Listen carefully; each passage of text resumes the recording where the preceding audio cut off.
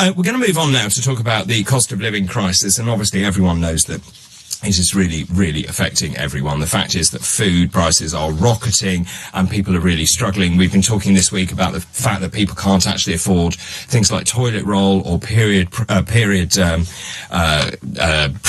and things like that, which is really quite extraordinary. Well, something that really struck my eye was a new survey has highlighted how almost half of all Brits are consuming less to save money thanks to the current economic crisis. And what has happened is this has resulted in millions cutting back on buying essentials, with 18 to 35-year-olds and families with young children worst affected. Well, here to discuss this research and also how we can save on our supermarket shopping, I'm delighted to be joined by Stuart Sankey. He's head of Shopmium UK, which is a supermarket discounting service. Good morning to you. Good morning, David. So this is pretty staggering research. Can you tell me a little bit about the research and what it found exactly?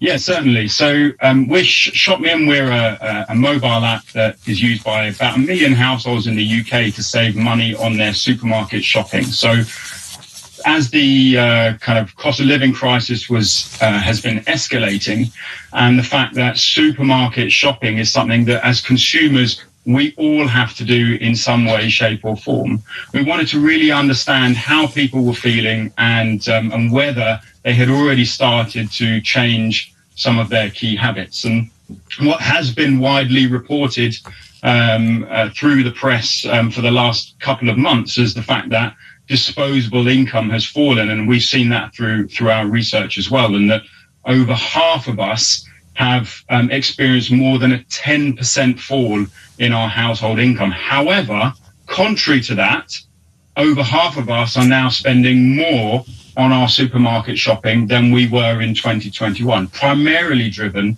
by rises in prices. I'm sure that's absolutely right. I mean, I'm staggered when I go into the supermarkets just how high those prices are. And of course, it's supermarket dependent, and people are then choosing different supermarkets in the vain attempt to try and get cheaper goods. That's right. And we've seen quite a few habit changes from what people are telling us already. So you talk about people changing where they shop to like a lower cost alternative to where they would normally be loyal to the store that they would visit. We've seen rises in what we call brand switching. So as consumers, we tend to stick to the products that we normally have an affinity with in some way, shape or form. And actually, when you look at previous periods of economic crisis, as consumers, we tend to stay quite brand loyal, like the cereal brand that we would normally typically buy, we would continue to buy. However, we've seen a rise in people telling us that they are switching those brands. We've seen scratch cooking rise, but the three key areas that we've seen big changes on are budgeting. So over half of us in the last 6 months have said that we have started to plan our shopping much more effectively and try and stick to a budget. We've seen rises in meal planning, which is something that I've heard a lot about this week as well, through consumer interviews. And 2/3 of us are meal planning, and a quarter of us are doing that every single day of the week, which is a new trend. But it all seems eminently sensible. You also, about items, I mean, I've seen myself go through a supermarket and think I would like X, Y, and Z, look to the price, and then I've actually chosen not to take that product, particularly fruit, for example. I saw some mango, a tiny piece of mango was about £5, and I thought, I'm not paying that. Definitely. And we're just much more mindful as we go through the store. And actually, one of the pieces of advice that we give our users is try and be much more prepared before you go into that store environment. So naturally, just try and stay on top, build a shopping list, think about what you want to buy before being swayed by what you might see in store, because those retailers and those brands are going to be delivering promotions and advertising and discounts to you on the shelf. But ultimately, you then may be swayed into buying something that you didn't intend to do. So try and be much more prepared and plan your shop in advance. And of course, one of the big things that you should do is never go shopping hungry. Very true. And to be fair, that's one of the challenges that I always end up with. But yes, building a shopping list is absolutely key. Meal planning is important. But look for discounts. So all yeah. the brands that you buy and all the retailers that are trying to encourage you to go to their shops are trying to give you value in some way, shape or form. They all want you to shop there or buy their products. And so they're investing quite heavily in giving you discounts outside of the store environment. So, for example, in our app, you can save £100 on your grocery shopping this week. But there are lots of other ways to do it as well, whether it be coupons or things in the national media. Yeah, I'll come back to your app in just a minute. I mean, I know that when I'm in the supermarket, I look for the 3 for 2s and things like that, and I won't buy, and I will actually change my shopping habits based on what the offers are in that supermarket at that time. And they vary considerably, actually, across different supermarkets. That's right. And you've seen the rise of the discounters like Aldi and Lidl, who are kind of focused on what we talk about as everyday low prices. But even the kind of more traditional retailers as well are trying to price match each other. But bottom line is that they don't control the whole pricing system. And so because of the supply chain, I think you had somebody on earlier this morning talking about supply or cost push. Yes, inflation. Cost push inflation, indeed. Yeah.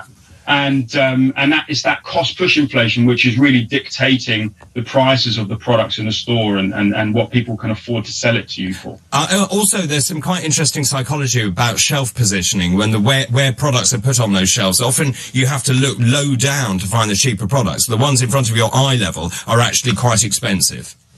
That's right, and that's been a long-term science that the likes of the traditional grocery retailers that we're familiar with have invested a lot of science, a lot of psychology, a lot of investment around psychology, because we tend to buy the product. So yes, look high and look low for the products that you wouldn't necessarily ordinarily buy. And tell me, what sorts of people have been affected? I mean, my sense is it's actually everyone. Those people on low incomes, those middle class earners who are really struggling to feed their families. Actually, I think it's affecting pretty much everyone.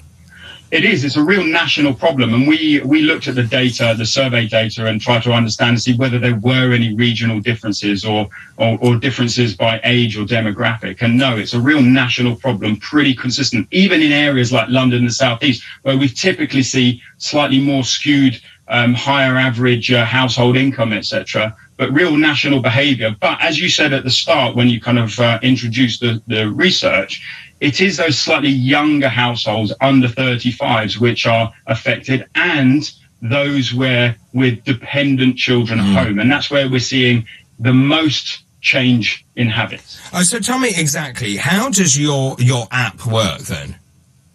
Great question. So the brands that you're all familiar with buying, like your cereal brands or your cheese brands or your pasta brands, etc., are all looking at different ways to market themselves, and they make exclusive offers available in our app, Shopmium.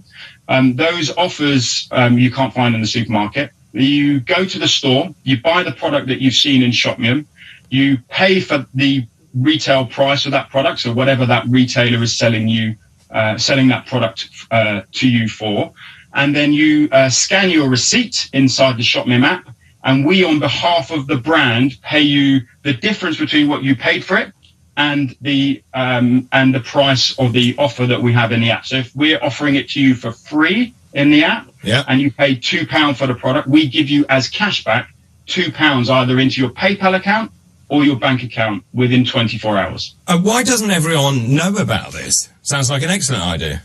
Yeah, I mean, but being mindful of of making savings on your supermarket shopping is a growing trend, and it's not something that has ever really been a mainstream consumer activity. We tend to be dictated by the promotions that we see on the shelf. Yeah. And loyalty cards, club cards, all that kind of stuff, that's how we're normally pushed, isn't it? Exactly. So being much more mindful is a growing trend. And where can people find more information? If you visit shopmium.com or the Google or Apple app stores. Okay, fantastic. It's great to talk to you. Thank you very much indeed. That was Stuart Sankey, who is head of Shopmium UK. And as you heard, that is a supermarket discounting service. So some really good tips there about how you can reduce the cost of your household shopping. Don't go anywhere, because